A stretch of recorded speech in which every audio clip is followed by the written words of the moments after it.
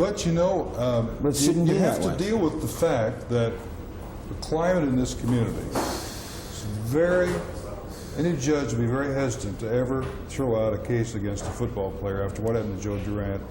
Yeah, but see, that shouldn't matter. And Shouldn't matter, but You know, the interesting thing is, and I think it was the undercover agent Joe Brinson stated on the stand, to the question, that's the thing that bothers me. So the 16 of the 5 meetings, 5 phone calls, believe he had any cocaine? The answer is no. Now, they started the investigation because they believed he had a large quantity of cocaine. So then you realize that the guy had lied, saying that he was a large cocaine dealer, had 2 kilos. There wasn't any. And the next question is, why didn't you stop? Because we want to get to his source. Okay, you get to his source, and the source pleads guilty. All right? They have a source. Now, the source gets out in 3 years, and he does 15. Somewhere it just doesn't gel. Right. It doesn't match. right. Right? Let's go.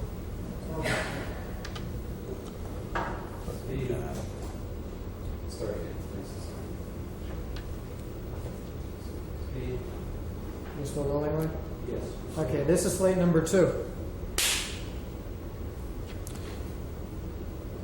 Let's try again, because I'm more interested in the man, Eugene Morris, at this moment. he's as not the opposed- person that got busted, you know. No? Mercury Morris is the person that got busted. Unfortunately, both Those of two us have different to do people, the Mercury time. and Eugene? Of course. Who's Merc? Mercury is the flamboyant running back with a flash and a bust in the football and the Corvettes and the Porsches and all that stuff. And Eugene Morris is the person with a wife and 3 kids, and whom he loves very much, and desires to be back with them, and hopes that one day soon that the Lord will see fit that this happens. And what happened to Mercury Morris? Mercury, he died a long time ago, but they just wouldn't let him stay buried. Wow. I can't add to that. That's fantastic.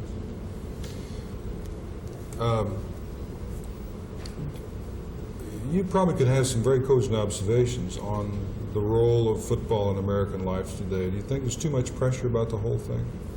I think there's too much taking for granted that athletes, actors, politicians, lawyers, anyone is not available for this type of temptation.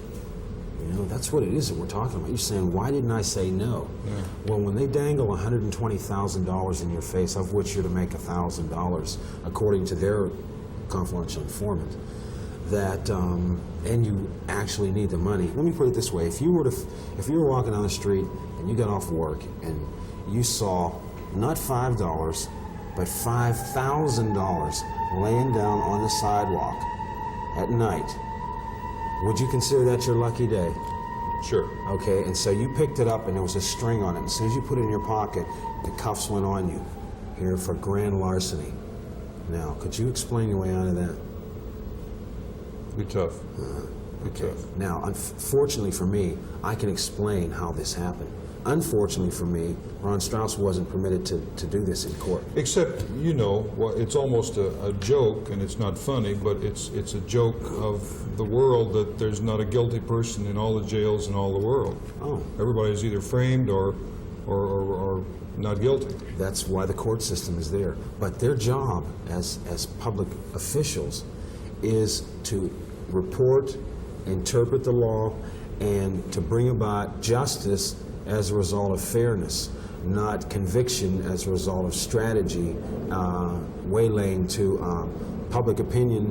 I was guilty and tried in that order. I was guilty and tried in the newspaper, you know, with the media. Now, Really? You think so? Of course. Really? Of course. Why do you say that? Because the attention was focused initially, let me give you an example, on the 18th, when the national news and everybody in the world saw me come walking out handcuffed with my Bible in my hands, and they thought that was a scam, you know, because everybody says, well, you know, everybody gets religion as soon as they get in trouble, you know. Well, that's partially true.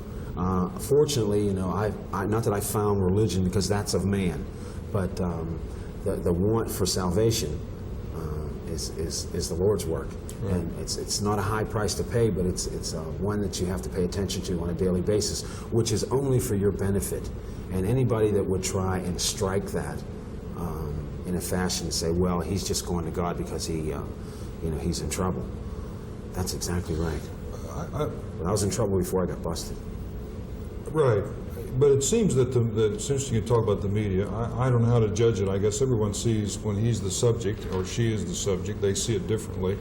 I read some very sympathetical articles in the newspapers about you, that you were kind of the example and you got a raw deal. I mean, there were 2 other football players involved in some cocaine, and they got a year in the stockade, and for which a judge ultimately lost a re-election, Judge Joe Durant. Yes, but what you're saying there is those 2 parallels are not, for the simple reason that there was a predisposition by them.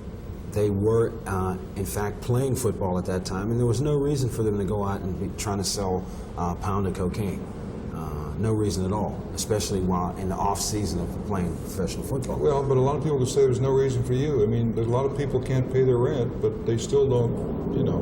Well, that's what they do. You know, had Fred Donaldson not came to me, it may have been a different situation. But he did come. They did accept his testimony, even though by the nature of this motion to suppress right here, it states that they had no predisposition on me by anyone else, and that they went solely by the evidence that was given to them by Fred Donaldson, whom they acknowledged was an unreliable source of information. Do you think there's any racial overtones in any of what's happened to you? I would say that there was a part of it, a subtle racial overtone, in that that during the course of the strategic moves by the state, they excluded all of the black jurors, which in fact gives me a jury not of my peers. There were no blacks on your jury? There were none. They were all stricken. And not to say that the people that were the jury, that they were capable of making a decision based on all the facts. But then again, the facts weren't really allowed to be presented to them. But I'm wondering if you're thinking, well, if Mercury Morris had not been black, had been white, would it have all happened the same way? That's a long-range facet that I can't answer. What do you think? That's what I said. I can't answer it because I can't say for sure, because I hold myself above or below no one, and which is probably the reason why I'm in trouble now, because I befriended this guy, and he took upon himself to do such a thing. As I said before, you know, that thou shalt not bear false witness against thy neighbor is a crime. It is a sin. Since a sin is a crime, then that's a crime too. And they facilitate that in the law by stating that a confidential informant must be a reliable source. And since this man, and I showed you his 40 arrests and biting someone's ear off and stabbing somebody with a screwdriver and being incoherent during depositions and all these things, and yet I was not allowed to face this man as the law would have it, having your right to face your accuser. And if the state were to grant me another trial, which they didn't, I feel certain that the appellate courts will. I just feel that. Okay. What do you want to say to people? A lot of people watching you now. Here's a chance to reach an awful lot of people, in the hundreds of thousands. What do you want to say to them? Well, I want to say that first of all, the people that I let down, you know, I'm sorry about that, but you know, to understand the circumstances and conditions is a necessity of to why this event happened. And let me parallel it. You know, there are people in my cell that have committed what you would call, when I say committed, I mean by the charge, not necessarily by the act, that they've been charged or accused of committing various crimes, from hitting your sister, you know, up to being accused of murder, who may or may not be guilty. And that's not up to me to decide. Right. But there are so many facets of the legal system that don't let you enjoy the fruits of the Constitution. by circumventing the truth, as I said before, by not allowing certain things to become truth and light. In other words, I'd like to have this trial, or I would like to have had the trial in a fashion where it reflected how I felt at that time. When I sat there and when I stood there and the jury came back, and when they didn't look at me, I knew what it was going to be, because Ron said, when they don't look at you, you know that they're coming down against you. Mm-hmm. And I was enlightened in the first part of it, because they said that they wanted to know what the definition in terms of the case was for entrapment. Now that in itself lets you know when they have to call out and ask for a decision of that importance, and they have to call out and ask for, well, what does this mean right here, you know? But talk to the people who were your greatest fans, perhaps still are, but those years that you were number 22 on down that field in the Orange Bowl, you were one of the kings of Miami. They believed in you, they loved you, they supported you. Talk to them for a minute. Well, what I want to say is that all people fall short before the eyes of God. And what I've done to myself and to others, I've thanked the Lord for. I've thanked Him for this, because it's been an opportunity for me to see just what my own personal situation is in terms of my life, and that He's given me a second chance about this thing, and one that I won't let go the next time it comes about. I'm sure that I'll be vindicated from this thing in the appellate courts. I see no reason whatsoever why they would not vindicate me under the guise of the truth. And you know, a lot of people say that I don't want to hear about that. You're guilty. You did it. I acknowledge the fact that I did it. I also acknowledge the reasons why.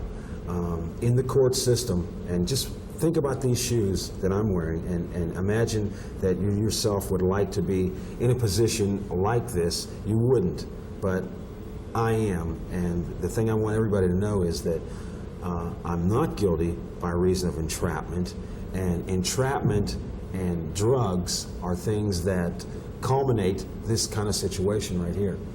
So for me to sit here and tell the people that I feel sorry about it, I do feel sorry about it, but I feel sorry in the aspect that it did happen to me.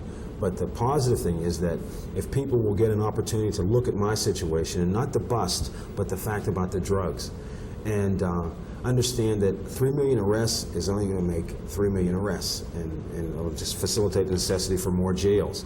But by having an in-home type of program, just as things start at home. This is one thing that needs to start at home. It needs to start at home with the parents.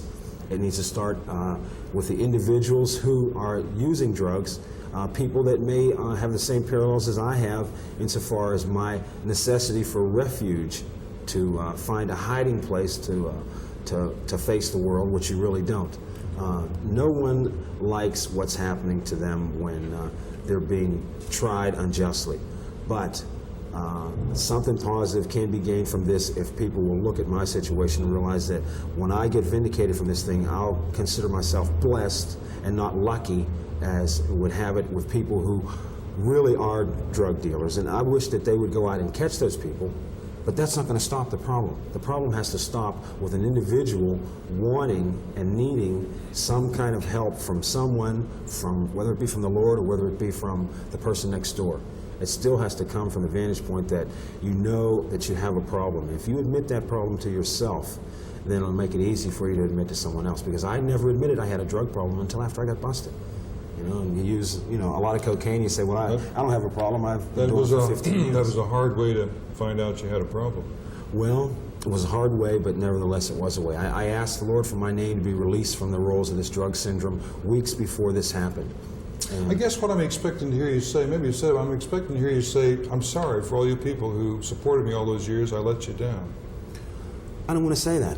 I don't want to say that, because it's not a question of letting down. I think this is a facility that would bring about some positiveness in my negative aspect of it, in that learn from this man that regardless if you're a football player, if you're a funeral director, if you're a lawyer, whatever your occupation is, if the satanic value of drugs has taken over your ability to face reality, then you need to stop and take a second look at yourself. I'm almost hearing you say you willingly sacrifice your life to make a point of how bad it can be. I'm saying this: I didn't plead guilty because I know I'm innocent, nor did Jesus. And the parallels when you read it are very striking, you know, in that he said nothing involving his innocence, you know, in retribution to what was said about him. But I don't mind sitting here as long as I know. I'd rather get out of here being free and being vindicated than to walk on a technicality. And so, you know, we're not talking about letting Mercury Morris off on a technicality. We're talking about starting at the root of this problem, which started with Fred Donaldson 7 months ago, and working your way back and finding the evidence and looking at it with an open mind to understand that there are some people who make mistakes and who will continue to make mistakes. I made a gigantic mistake, but I don't think that the death penalty is, which is what it is, because, you know, this thing is killing my family, and although it's not killing me, it's persecuting me, and I'm walking about this far above all of it because my faith is what keeps me strong. Thanks, man. Okay. I want to get a shot of his scar. Steve. Steve. Yes, Steve.